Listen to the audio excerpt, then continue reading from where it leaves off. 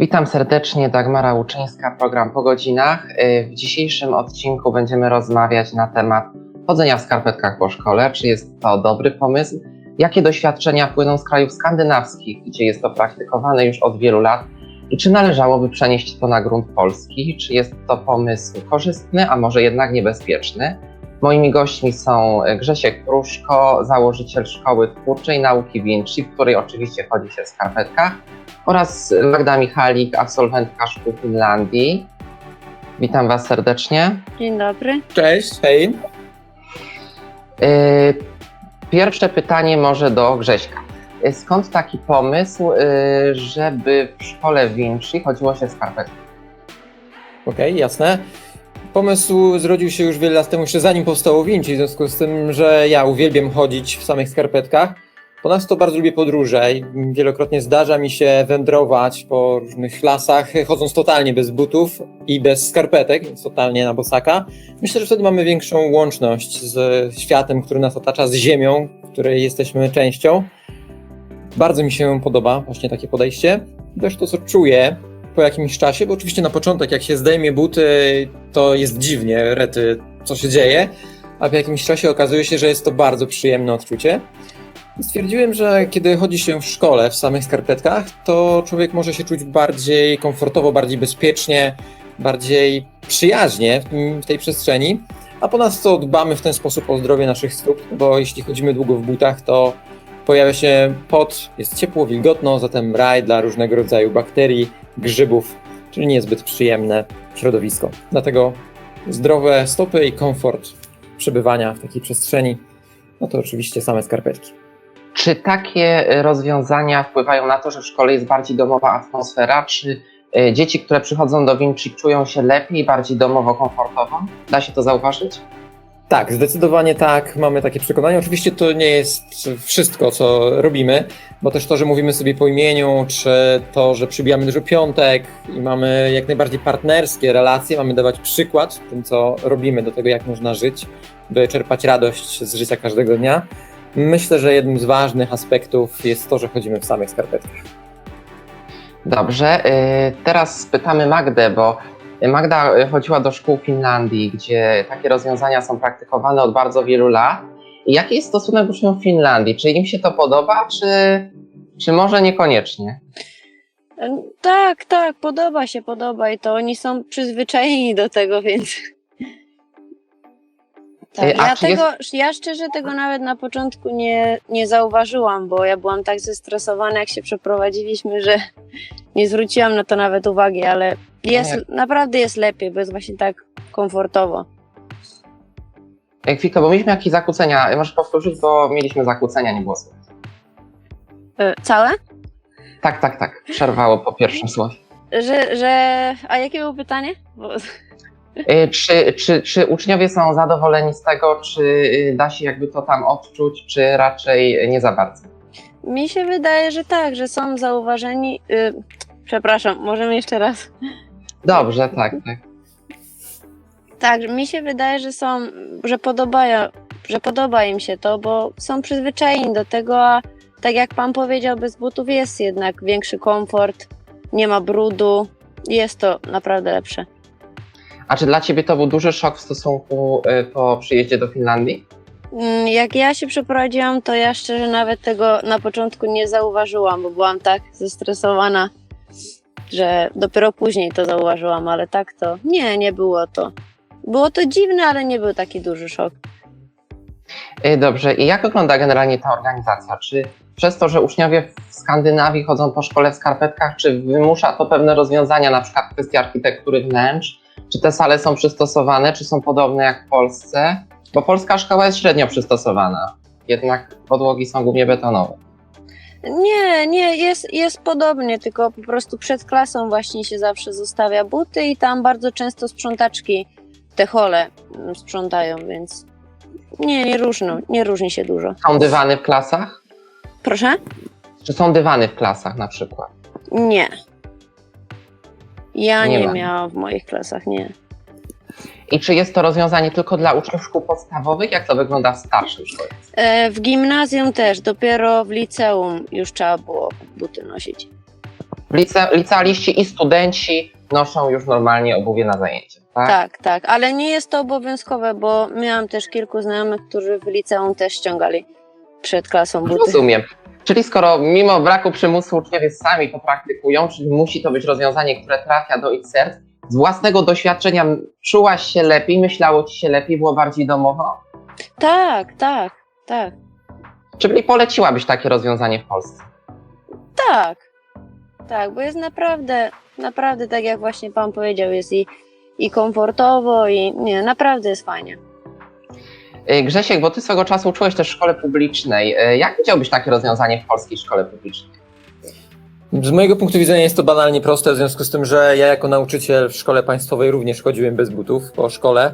To w polskiej, takiej można powiedzieć typowej podstawówce w gimnazjum w Warszawie. I część uczniów zaczęła mnie naśladować i też pojawiły się osoby, które po prostu zdejmowały buty chodząc po szkole. Oczywiście przydawały się zapasowe skarpetki, bo niestety, mimo że panie sprzątające bardzo się starały, no to jeśli inne osoby chodzą w butach, no to przynoszą jakiś piach, błoto, coś się pojawia. I trzeba było, wychodząc ze szkoły, zmienić skarpetki, żeby mieć czyste buty, o tak bym powiedział. A jak najbardziej jest to do zrobienia. Myślę, że to kwestia i podejścia. A jaka była reakcja dyrekcji szkoły na taki pomysł? Marta była znakomitą dyrektorką i przychylnie patrzyła na takie moje różne fanaberie, na przykład chodzenie bez butów. Oczywiście część grona nauczycieli, nauczycielek, niektóre osoby patrzyły na mnie krzywo, no ale cóż, to jest ich problem. Dopóki nie robię komuś innemu krzywdy, uważam, że jest to w porządku. Powinienem się zastanowić wtedy, kiedy sprawia mi komuś przykrość, kiedy robię coś nie tak względem drugiej osoby. No a to raczej było zdrowe dla mnie, a nikomu innemu nie szkodziło.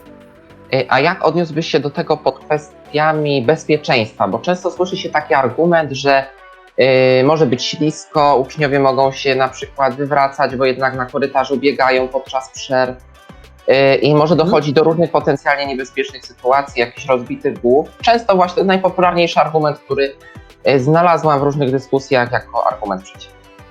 Okej. To dla mnie on jest totalnie nieistotny, w związku z tym, że po pierwsze są teraz skarpetki antypoślizgowe, czyli można z nich skorzystać przychodząc do szkoły, można po prostu założyć sobie takie skarpetki, nie ma żadnego problemu. Mam wrażenie, że łatwiej się poślizgnąć w butach, tych z białą podeszwą, które są zalecane do chodzenia w szkołach, niż w skarpetkach takich antypoślizgowych, a po drugie widzę też jeżdżąc po szkołach, prowadząc szkolenia dla nauczycieli, że coraz więcej jest szkół, w których znajdują się jakieś wykładziny albo dywany. W związku z tym tak czy siak w skarpetkach nie poślizgniemy się, natomiast w butach na dywanie jak najbardziej można się poślizgnąć. Także jeśli ktoś ma takie obiekcje odnośnie skarpetek, no to bardziej niebezpieczne są jednak buty, z reguły. Druga taka podstawowa kwestia, argument, który się pojawia w dyskusjach, to jest kwestia niedogrzania polskich szkół. Jednak tego, że jest po prostu za zimno, żeby można było chodzić bez butów i jednak te betonowe podłogi niekoniecznie są do tego przystosowane. Czy to jednak wymagałoby pewnych zmian infrastrukturalnych, jeżeli chodzi o polskie szkoły? Myślę, że to zależy od konkretnej szkoły. No, mam takie przeświadczenie, że obecnie w szkołach bardzo dużo zmienia się na lepsze. Coraz lepiej jest przygotowana infrastruktura i to i w miastach, i w małych miejscowościach. Myślę, że czasem tak jest, że komuś jest chłodno. Zresztą u nas w Vinci są wykładziny, też dogrzewamy się, jeśli jest to potrzebne. I czasem zdarza się, że po prostu ciągnie po stopach, no ale to mam w plecaku cały czas zapasowe skarpetki. Jeśli założę 2 pary, jedna na drugą, to wtedy jest wszystko okej. Myślę, że to kwestia zaradności tego, żeby się po prostu na to przygotować. Tak naprawdę nawet w letni, upalny dzień może być tak, że jestem w szkole i jest mi chłodno, bo na przykład jest jakiś przeciąg, tak, coś się zrobiło. I warto wtedy założyć dodatkową parę skarpetek, ale to załatwia sprawę. Magda, bo właśnie Finlandia słynie z dość surowego, chłodnego klimatu i jak ta kwestia była rozwiązywana w Finlandii? Czy bardzo mocno były szkoły grzane, czy jednak może płód się troszkę daje bez nich? Nie, w szkołach w środku jest bardzo, bardzo ciepło. Dbają o to, ale najgorsze jest to, że tutaj są wszystkie przerwy, trzeba spędzać na dworze do -15. To było. To jest właśnie. Ale wtedy już w butach, czy też bez butów? Nie no, w butach, wtedy w butach, tak. Ale to wtedy każdy się tak wolno ubiera na tą przerwę, jak się da. Okej. I jeszcze Kwestią dosyć istotną jest problem związany z wychowaniem fizycznym, bo tutaj jeszcze częściej się pojawiają te kwestie właśnie związane z bezpieczeństwem. Jak to wygląda w Finlandii? Również ćwiczy się w skarpetkach? Na WF-ie? Mhm. Nie, na WF-ie nie wolno mieć skarpetek. Albo buty, albo na boso. Mhm. A Grzesiek, jak ty byś to w Polsce widział? Pozwolić, czy raczej jest to już zbyt ryzykowne rozwiązanie? Myślę, że skarpetki w sali gimnastycznej to jest jednak kiepski pomysł. Wszystko w odpowiednim miejscu. W przypadku, kiedy ja byłem chłopcem, pamiętam, że na WF-ie bardzo często ćwiczyliśmy na bosaka w Polsce. Na bosaka w sensie zupełnie bez skarpetek i bez butów. Wtedy nikt się nie ślizgał, nie było żadnego problemu. No, czasem pojawiła się jakaś drzazga, no ale trudno. A jeśli miałbym grać w piłkę nożną na przykład, no to nie za bardzo wyobrażam sobie, żebym miał ją kopać tak po prostu z samą stopą bez butów, więc wtedy wolałbym jednak mieć buty. Myślę, że mamy wiele różnych udoskonaleń w naszym życiu i fajnie jest dopasowywać to, czego używamy, do sytuacji, w jakiej się obecnie znajdujemy. Dobrze, więc jak widać, moglibyśmy przenieść takie rozwiązania na grunt polski, ale co twoim zdaniem jest teraz największym problemem? Czy niechęć samych dyrektorów, czy systemu, czy może przyzwyczajenie?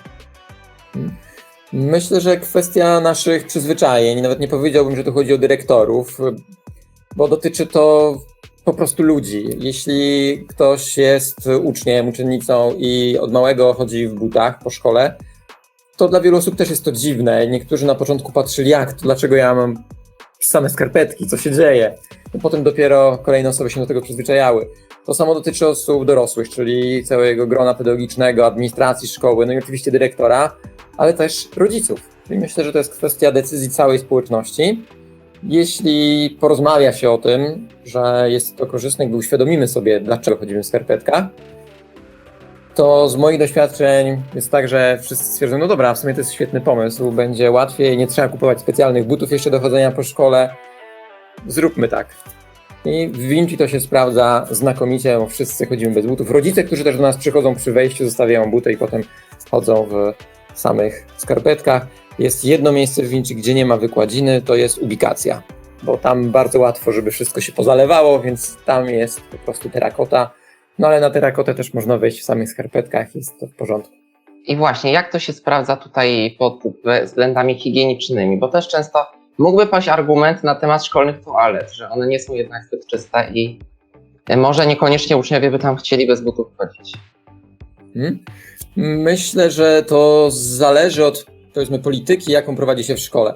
Jeśli wszystkie osoby chodzą bez butów i uświadomimy dzieci, jak ważne jest to, żeby dbać o czystość w toalecie, to tam będzie czysto. Jak ktokolwiek nowy przychodzi do nas do szkoły do Vinci, to wszystkie osoby są oprowadzane i dokładnie mówimy, jak segregujemy śmieci, gdzie są te śmieci, które, co jak trzeba zrobić. Mówimy też o tym, jak chcesz się napić, to proszę, tutaj jest dystrybutor z wodą, tu możesz mieć wrzątek, ale super, jeśli będziesz korzystać z naczyń wielokrotnego użytku. W ostateczności są też kubeczki papierowe. Z każdą osobą wchodzimy do toalety. Informujemy, jak korzystamy z naszej toalety.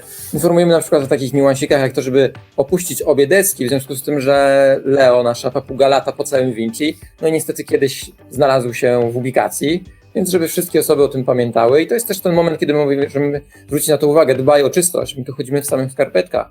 Jeśli coś ci się rozleje, to weź ręcznik, są ręczniki papierowe obok, po prostu powycieraj, posprzątaj, ewentualnie powiedz komuś z administracji, że potrzebne jest dodatkowe sprzątanie w łazience, czy w ogóle w jakimkolwiek miejscu w Vinci. I zauważyłem, że to rzeczywiście bardzo dobrze działa. Prawie wszystkie osoby naprawdę o tym pamiętają, zwracają na to uwagę i wszystkim nam jest dzięki temu przyjemniej. Bo rozumiem, że w Finlandii, jeżeli chodzi o ubikację, to tam już się wchodzi w butach, tak? W szkole. No tak, i w butach, i jak na przykład z lekcji ktoś idzie, no to w skarpetkach, a zaś z przerwy, no to w butach, tak. Bo jest to ta przestrzeń taka poza klasą, prawda? Ogólnodostępna i Tak, tam nie ma tak. jakiejś jednoznacznej polityki. No czyli wiele różnych czynników możemy tutaj wyróżnić, które się na to nakładają. A może znasz, Grześku, jeszcze inne miejsca, gdzie taka polityka bez butów się sprawdziła w obiektach edukacyjnych? Inne miejsca, gdzie to się rzeczywiście sprawdza. Na przykład szkoły polskie. Czy Czy znasz jakąś szkołę, gdzie już takie zwyczaje były? Szkołę, w której rzeczywiście wszyscy by tak robili, nie znam takiej szkoły jeszcze, oprócz Vinci.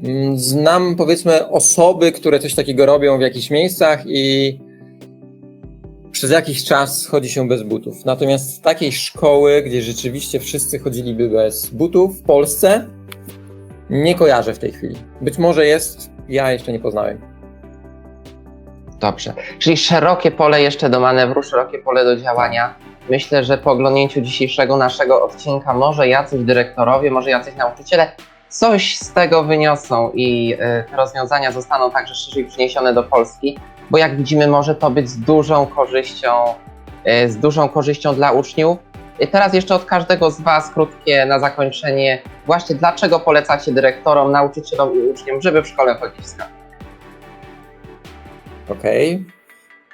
To pozwolę sobie pierwsze. Ja polecam dlatego, że dzięki temu tworzymy lepszą atmosferę, bardziej przyjazną i po drugie jest to bardziej komfortowe dla naszych stóp. Po prostu dbamy w ten sposób o swoje zdrowie. Magda? No ja dodam do tego, że taka domowa atmosfera. Dokładnie. Domowa, przyjazna atmosfera, lepsze warunki do nauki, mniej stresu, więcej koncentracji, więc jak widzimy dużo korzyści. Dziękuję bardzo za rozmowę. Moimi gośćmi byli Dziękuję. Grzesiek Gruszko, założyciel Szkoły Twórczej Nauki w Vinci, Magda Michalik, absolwentka szkół w Finlandii. A już w kolejnym odcinku po godzinach będę rozmawiała na temat trendów, jakie panują obecnie w różnych krajach dotyczących noszenia skarpetek, gdzie ludzie preferują bardziej kolorowe, a gdzie trendy są ciągle bardziej konserwatywne. Oglądajcie nas, bądźcie koniecznie z nami. Do zobaczenia już w kwietniu. Cześć. Cześć.